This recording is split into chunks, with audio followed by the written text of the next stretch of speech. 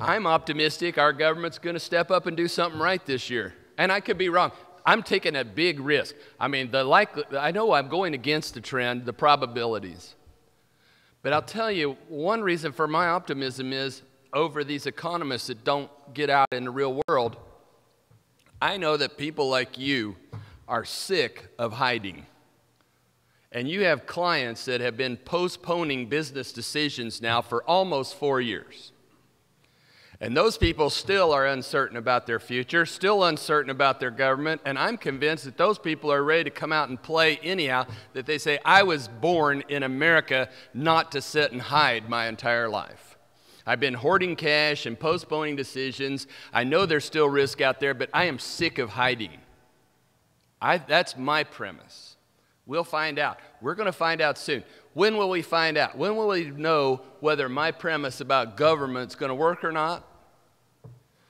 I think it's going to be about the 1st of, well, it's going to be somewhere between the 1st of April and the 1st of May. It's going to be when our government hits the debt ceiling and they have to raise it. They will raise the debt ceiling, I can guarantee it. And keep in mind, I'm an economist. That means there's a 50% chance everything I say is wrong. So when I say I can guarantee it, keep in mind, 50% chance he's right. But I think they'll raise it. But what I'm going to be looking for is the quid pro quo. What are they going to do? If you're going to raise it even more, what are you going to do to stop this nonsense of wasting, throwing away $1.5 trillion every year? They better have some good excuses. No, they better have some good concrete plans. They better not be promises, because you don't believe anything out of Washington, D.C., and that is a great buy signal to me. That's another gigantic source of my optimism, is because for years I had to convince people that government was misrepresenting the truth to you, and I don't anymore. You got it. And they know it too. And so watch what happens. The quid pro quo, in my mind, for raising the debt ceiling. Do they come out with plans to say, we are legitimately wasting at least $1.5 trillion every year over what we're getting in, and here is a 6-year plan, concrete plan with measurable results to go from $2 trillion a year, whatever our deficit really is, down to nothing in 5 or 6 years. They can't do it overnight. It's impossible. But they better start showing something, and the bond market and the gold market will help you keep a scorecard. Because let's say they come out and raise the debt ceiling, and it's nothing but empty promises and nebulous plans and nothing. Gold will start to go up hard again. And probably interest rates could go up hard as well. So we'll see. There'll be a measurable scorecard out there. I'm hopeful. I saw some hope, and I'll show you why in a minute. Let's see if I can get this thing going on. How's that work?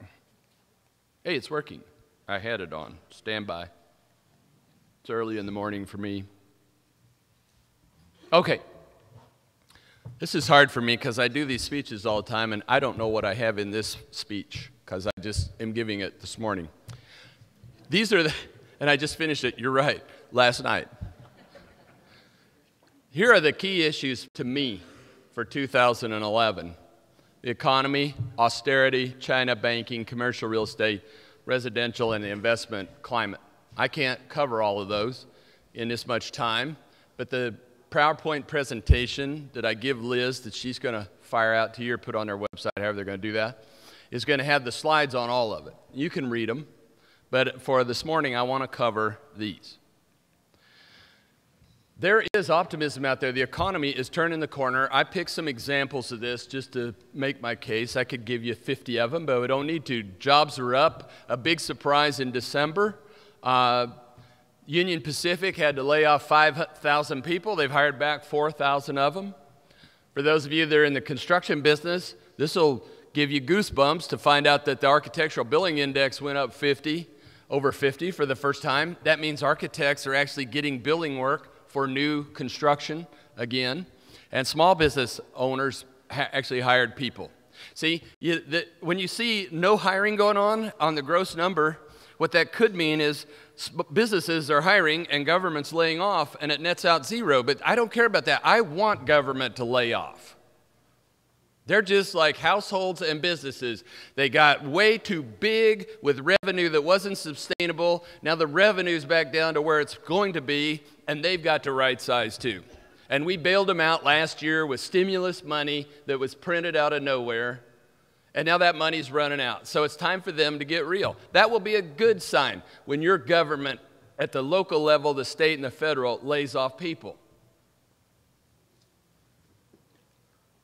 I'm sorry. Call that a fat finger trade. That's what happened when the stock market sold off that day. It was a fat finger trade. I understand how that works. That's me. Household net worth's up to $54 trillion. $1.93 trillion in cash on balance sheets. Even Winnebagos, people are starting to buy Winnebago. See what I'm saying? People are tired of hiding. It's like, my gosh, I want to go buy me a piece of recreational land. I've been waiting 3 years. I've been scared to buy my Texas toy recreational property where I can go hunting. I was 68 years old 3 years ago. I've been afraid to buy. And now I'm 71 years old, and I just got prostate cancer, and I can't even lift my rifle anymore. And that's not a metaphor for something else either. See what I'm saying, though? People will here's two things you can bet on in this country. Don't short sell America for very long. And the second one I just learned a couple of years ago, Americans do not tolerate deferred gratification. We don't like to postpone what we want to do for very long. Okay. Forget what my opinion is. Here's the Business Roundtable. 45% of them say they're going to hire, and only 18% say they're going to lay off. And in addition to that, the Small Business Survey, people planning to hire in the next 6 months, has gone positive for the first time in 2 years at least. I remember a year ago at this time, I was telling people, it's skyrocketed. Small business hiring plans have skyrocketed back up to zero. Well, we're in positive territory. There's no magic to that. Corporate profits are up. You don't need a business degree to forecast job growth. All you got to know is in a capitalistic free enterprise system, when profits are up, people hire, and when profits are going down, people fire, and they keep firing until profits turn the corner. Profits turned a corner 18 months ago at least, and they're still going up, and that's why these hiring surveys are moving the way they are. So that's the good news. Are you feeling pretty optimistic now? Are you ready to go out and sell your gold for $1,300 yet? Good. No, I don't think so. Not going to sell my ammunition yet either. All right? Well, fine. That's what the market is. The market is ready to turn. If it wasn't for government, we would be in a recovery now. I would be telling you, would have told you in September last year, it's showtime. We're going to start filling up office buildings, industrial buildings, and retail buildings now. And the only reason I couldn't do that in September was I knew that the third leg of business, household, government, right-sized, not right-sized. So we got to deal with that this year. Going to have to watch that. Headlines will be there. Going to lay off some teachers. Going to lay off some professors. We're not going to build a highway this year. Well, so what? You couldn't pay for it anyhow. It's time to wake up. Pensions is another issue. Just read it for yourself later. But the director of the government pension board, I don't think anyone can look at the public pension funds and not realize what an enormous tragedy it is. These things are grossly underfunded. Your government's not paying its bills for anything. And they've promised you an awful lot. And they can't deliver it. And people are going to get mad when they find out that they can't deliver it. I mean, if you're a firefighter and you join the force when you're age 18 and retire at age 38 with a full pension and live till you're 95, do you really think your city can do that year in and year out? Come on. We all know about the state budget shortfalls, $160 billion last year and $140 billion this year. Going to have to right size. Somebody asked me if cities would file for bankruptcy in 2011 in a Q&A, and I just said, yeah, probably. Maybe quite a few. Evidence of that little bottom one there, the screen's a tiny bit small. Bank of America, Goldman, Citi, Morgan, JP Morgan have all discussed creating a credit default swap market for municipal bonds. That's kind of a mouthful, but what that means is that's a way that you can short the muni market. And so they can recognize there's a lot of people out there that are going to be interested in shorting municipal bonds because they can't pay their way. So there's evidence that you don't need to listen to me, just look at the evidence. When business people anticipate demand, they start to supply the product. That won't be the end of the world either. So what if a city files for bankruptcy?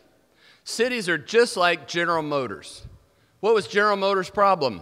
Their wage rates were way too high and their pension obligations were so big they couldn't meet them. That's exactly what a city's problem is, or a county or a school district. Wage rates are too high and your pension obligations are too big, so how do you get out of it? Go say, would you take a pay cut, 10%? No. Would you take a $50 a month cut in your pension? No. Would you consider putting $100 a month into your pension? No. Would you consider having a $50 copay to go to the doctor? No. So what do when you can't pay your bills? You file for bankruptcy. That's how it works. That's not the end of the world either. Don't be alarmed that your government is trying to live within their means. That's what you want, isn't it? I bet you 90% of the people here would come at me and go, our government's got to live within its means. It's ridiculous here. We got to have a smaller government and everything else. That's what smaller government is all about, is living within your means. And I think that's going to try to happen this year. And we'll find out, because if it does, that will be good. It will be difficult for a year, but it will be excellent for the next 20 years after that. And if we flinch, which I hope we don't, and that's the bad scenario, we flinch and go, well, we can't have that. We better print another $1 trillion and give it to the states so they can bail out all the cities. If that happens, what does 2011 look like? It looks like 2010. And you'll do it again the year after, and the year after, and the year after. That's going to be the challenge for the American people, is do you have the courage to live within your means? Your grandparents paid for World War I with a 87% marginal tax rate. Your grandparents did that. Your parents paid for World War II with a 94% marginal tax rate. I haven't paid a penny, nor have you, for Iraq or Iran, or wherever it is. Who are we fighting? Afghanistan. My geography, once you get east of Snook and North Zolt, starts to get a little light. Those are off balance sheet. We're not paying for them. Fannie Mae, Freddie Mac, I don't know how many trillions in losses they got. You're not paying for that either. It's off credit, off balance sheet. You're going to pay for it, and your kids are going to pay for it, but they don't know how much it is, and they won't tell you. You could audit it. You could find that out in a day. Just audit them. Get it over with.